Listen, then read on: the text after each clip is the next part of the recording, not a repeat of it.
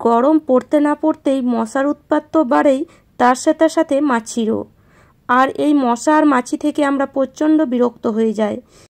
এই গরমকালে কোনো জিনিস বা কোনো খাবার যদি আমরা খোলা রেখে দিই, সঙ্গে সঙ্গে সেখানে মাছি বসে, আর তার সাথে সাথে অনেক সময় মশাও বসে।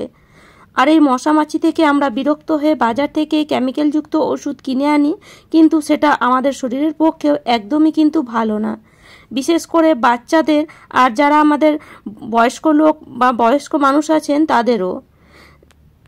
তো সেজন্য বন্ধুরা, মশা বা মাছিকে কেমিক্যালযুক্ত ওষুধ দিয়ে না তাড়িয়ে যদি ঘরোয়া কিছু পদ্ধতি বা ঘরোয়া কিছু টিপস প্রয়োগ করো, খুব সহজেই কিন্তু এই মশা মাছি তোমরা ঘর থেকে বের করে দিতে পারবে।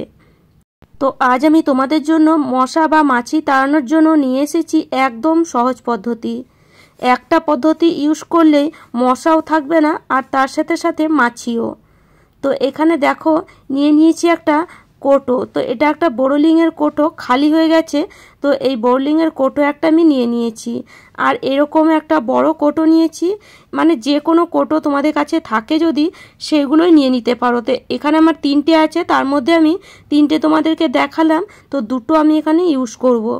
তো চলো কিভাবে ইউজ করব দেখা যাক। তো এখানে আমি গ্যাসের মধ্যে একটা রড বা শিক গরম করতে দিয়েছি, আর এই যে বোরোলিংয়ের কোটোটা, এইভাবে শিকটা যখন গরম হয়ে যাবে তখন ছোট ছোট ফুটো করে নেব। আর এই টিপসটা এতই কাজের যে মশাও থাকবে না, আর একটাও মাছিও থাকবে না। আর একবার করে রেখে দিলে মাসের পর মাস কিন্তু আর করতে লাগবে না, অনেক দিন পর্যন্ত কিন্তু এইটা ব্যবহার করা যাবে, মানে অনেক দিন পর্যন্ত চলবে। তো দেখো বোরোলিংয়ের কোটোটা একটু শক্ত হয়, সেজন্য একটু ভালো মতন শিকটা গরম করে তারপরে এরকম ছোট্ট ছোট্ট ফুটো করে নিতে হবে।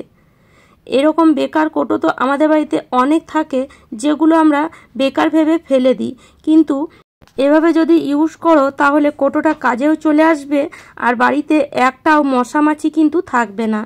তো দেখো কোটোটা আমি ভালো মতন ফুটো করে নিয়েছি, আর এরকম ছোট্ট ছোটই ফুটো করতে হবে। আর এই যে কোটোটা, এর আমার ঢাকনা নেই। যদি তোমাদের ঢাকনা থাকে, এরকম ঢাকনা দিয়ে কোটো থাকে, তাহলে সেই ঢাকনাটাই অবশ্যই ফুটো করবে। তো আমার কাছে ঢাকনা নেই, তো সেজন্য দেখো আমি এখানে একটা প্লাস্টিকের মধ্যে কোটোটা ভরে দিলাম।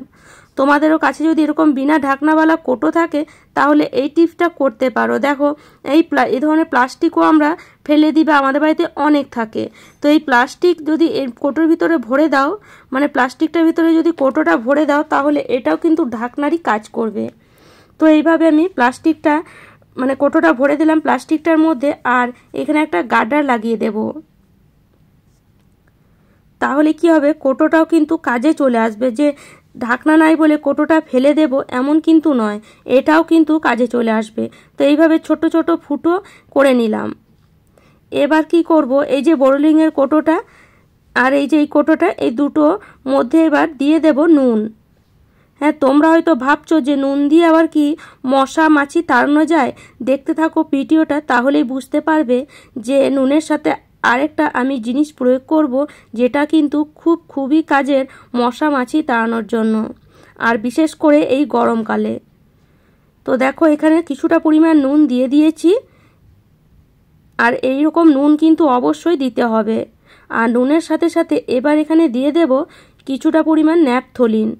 আর এই যে ন্যাপথলিন, এই ন্যাপথলিনগুলো কিন্তু জানোই তোমরা, আমরা কোনো মানে নতুন কাপড়ের মধ্যে দিই বা অনেক কাজে লাগে এই ন্যাপথলিন। আর এর যে সেন্টটা বা যে গন্ধটা, সেটা আমাদের তো খুবই ভালো লাগে, কিন্তু মশা মাছির কিন্তু একদমই সহ্য হয় না। তো এখানে এই বড় কোটো আছে বলে 3টে দিলাম, আর এখানে এই কোটোটা ছোট্ট বলে একটা দিলাম। তোমরা 2টোও দিতে পারো, সেতেও কিন্তু কাজ হয়ে যাবে। এবার এই যে প্রথমে যে প্লাস্টিকটা আমি ফুটো করে রেখেছিলাম, তার মধ্যে এটা ভরে নেব, আর ছোট কোটা ঢাকনাটা লাগিয়ে দিলাম। এইভাবে যদি একটু লবণ আর ন্যাপথলিন দিয়ে রেখে দাও, দেখবে বাড়িতে একটাও মশা মাছি থাকবে না। তবে হ্যাঁ, এরকম কিন্তু ফুটো অবশ্যই করতে হবে। পুরোপুরি খোলা রাখলে কি হবে, ন্যাপথলিনটা সঙ্গে সঙ্গে হয়তো কিছুদিনের মধ্যে উড়ে যাবে, কিন্তু এইভাবে যদি ছোট ছোট ফুটো করে দাও, তাহলে গন্ধটাও বেরিয়ে আসবে, আর ন্যাপথলিনটাও চট করে কিন্তু ক্ষয় হবে না। তো দেখো এই রকম ফুটো করে এগুলোকে যেখানে সেখানে রেখে দিতে পারো বাড়ির, যেখানে মনে হয় যে মশা বা মাছির উৎপাত প্রচণ্ড বেশি।